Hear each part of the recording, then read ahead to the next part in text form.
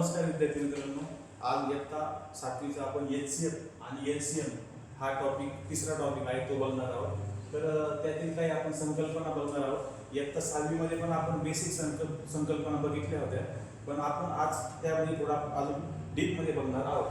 तर सगळ्यात पहिल्यांदा HCF म्हणजे काय आणि LCM म्हणजे काय हे आपण शिकणार आहोत. HCF म्हणजे हायेस्ट कॉमन फॅक्टर आणि LCM म्हणजे लोएस्ट कॉमन मल्टिपल, याला आपण असं म्हणतो. आणि याला आपण मराठीमध्ये मसावी आणि लसावी असं म्हणत असतो. तर हे दोन्ही आपण बघण्याच्या आधी आपण त्याआधी HCF मधला जो F आहे, F म्हणजे फॅक्टर आणि LCM मधला M मल्टिपल, या संकल्पना तुम्हाला क्लिअर झाल्याशिवाय तुम्हाला HCF आणि LCM समजणार नाही. तर ते आपण सर्वात पहिले बघणार आहोत.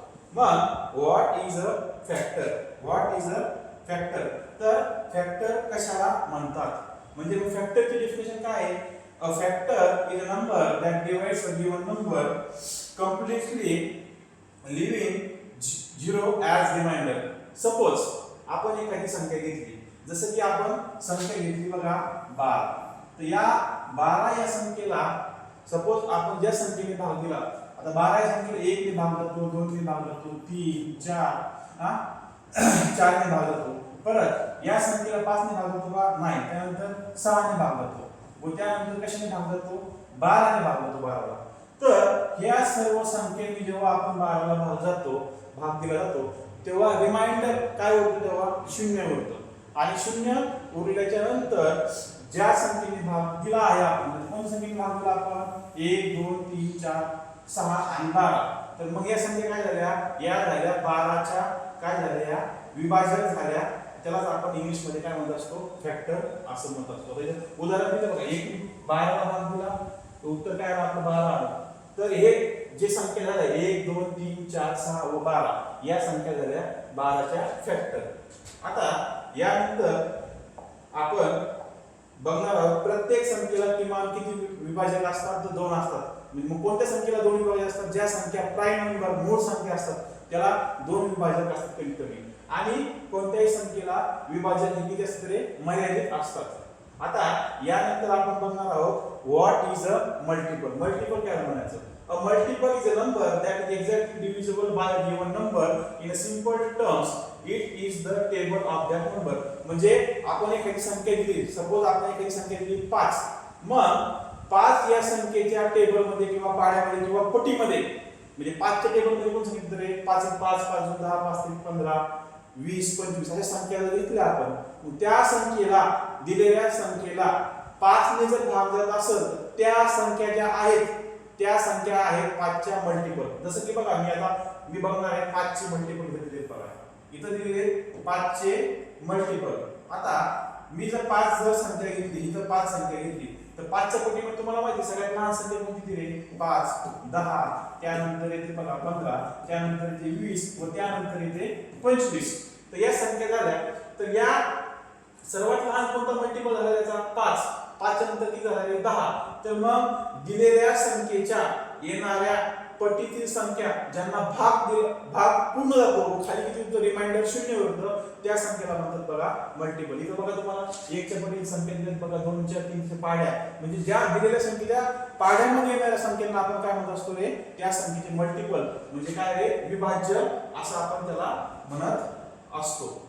आता त्यानंतर आपल्याला बघायचं बघा प्राइम नंबर. आता प्राइम नंबर कशाला म्हणतात बघा? Numbers which have only 2 factors 1 and the number itself. म्हणजे ज्या संख्येला फक्त 1 व त्याच संख्येने भाग जातो त्या संख्येला म्हणतात बघा प्राइम नंबर. जसं की मी इथं लक्ष द्या, प्राइम सर्वात लहान जर प्राइम नंबर म्हणला तर तो कोणता असतो? 2 व 5. आता इथं मी संख्या घेतली बघा 2. तर 2 या संख्येमध्ये 2 ला कोणती संख्या भाग होतो रे? सर्वात लहान 1 व तीच संख्या. किंवा त्यानंतर मी 3 घेतला तर 3 ला कोणती संख्या भाग होतो? 1 व 3. त्यानंतर मी घेतला 5. 5 या संख्येला कोणती संख्या भाग होतो? फक्त 1 व 5 या संख्येने. म्हणजे ज्या संख्येला फक्त तीच संख्या व 1 ने जर भाग जात असेल तर त्या संख्येला आपण काय म्हणत असतो? प्राइम नंबर म्हणत असतो. आणि एक आपण लक्षात ठेवलं पाहिजे, एक ही संख्या जी असते ती म्हणजे मूळ संख्या पण नाहीये आणि संयुक्त संख्या पण नाहीये. आता त्यानंतर आपण पुढचं टॉपिक बघणार आहोत. आता त्यानंतर पुढे दिलेले बघा को प्राइम नंबर म्हणजे आणि ट्विन प्राइम नंबर बनणार आहोत. सहमूळ संख्या आणि जोडमूळ संख्या काय म्हणतात. सहमूळ संख्या कशाला म्हणायचं बघा. सपोज मी एखादी संख्या घेतली, लगतची संख्या घेतो मी त्यासाठी. आता मी सपोज एखादी संख्या घेतली 10 व 21. इथं मी घेतलं समजा 10 किंवा समजा मी इथं घेतो बघा 13. आता 10 चे तुम्हाला मी शिकवले, काय शिकवले 10 चे विभाजक म्हणजे फॅक्टर शिकवले. कोणकोणते रे? 1 2 त्यानंतर कोणता रे 5 व शेवटचा कोणता रे 10. व त्यानंतर मी 13चं काय आहे, 13 ही मूळ संख्या असल्यामुळे 13चे फॅक्टर म्हणजे विभाजक कोणते पडतील 1 व 13च पडणार. आता दोघांमध्ये कॉमन फॅक्टर कोणता आहे? फक्त इथला एकच आहे. दुसरी कोणती संख्या कॉमन फॅक्टर दिसते का? नाही. त्यामुळं 10 व 13 या संख्या काय येतील रे? काय येतील? को प्राइम नंबर येतील. आता त्यानंतर दुसरा एक त्यातला टॉपिक आहे बघा, ट्विन प्राइम नंबर. जोडमूळ संख्या कशाला म्हणतात? ट्विन प्राइम नंबर म्हणजे काय? ज्या संख्या काय आहेत रे ऑलरेडी प्राइम नंबर आहेत व त्या संख्येची वजाबाकी केली त्यामध्ये बाकी किती उरते रे? फक्त 2 उरते. आता ट्विन प्राइम नंबर म्हणजे बघा 5 वजा 3. तुम्हाला एवढं तर माहित असेल 5 जेव्हा आपण 3 कट करतो तेव्हा बाकी किती उरते रे? 2 उरते. त्यानंतर 7 ही सुद्धा काय प्राइम नंबर आहे. 7 मधून जर आपण 5 वजा केले तर 2 उरतात.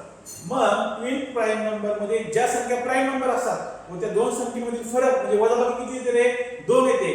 त्यांना आपण काय म्हणतो असतो रे? ट्विन प्राइम नंबर असं म्हणत असतो. आता मी क्लीन करतो व पुढचा टॉपिक आपण बघू. What is HCF? एचसीएफ म्हणजे काय रे? हायेस्ट कॉमन फॅक्टर म्हणजे काय? महत्तम साधारण विभाजक. मग एचसीएफ ची डेफिनिशन काय आहे? The HCF of given number is the largest common factor that divides all given number completely.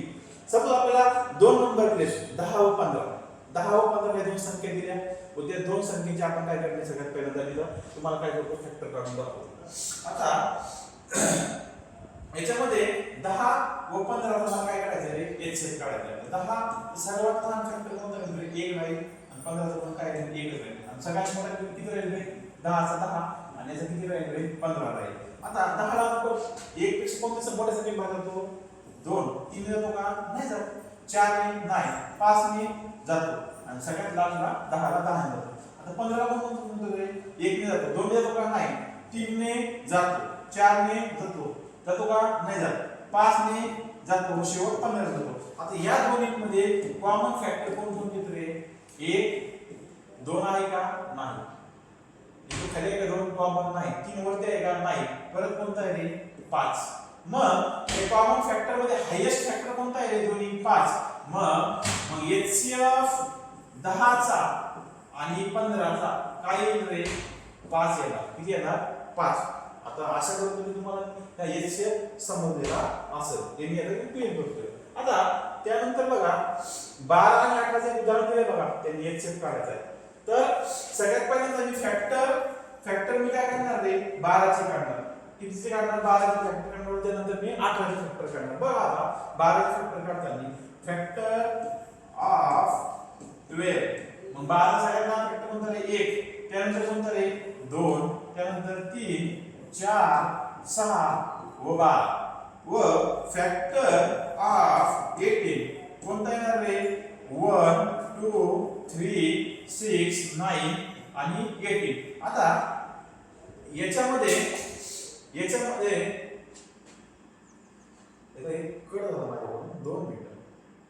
आता फॅक्टर मला काय करायचे? फॅक्टर ऑफ 12 कोणकोणते तरी माझे इथं 1 2 3 4 6 व 12. पण फॅक्टर ऑफ 18 काय येईल रे माझे?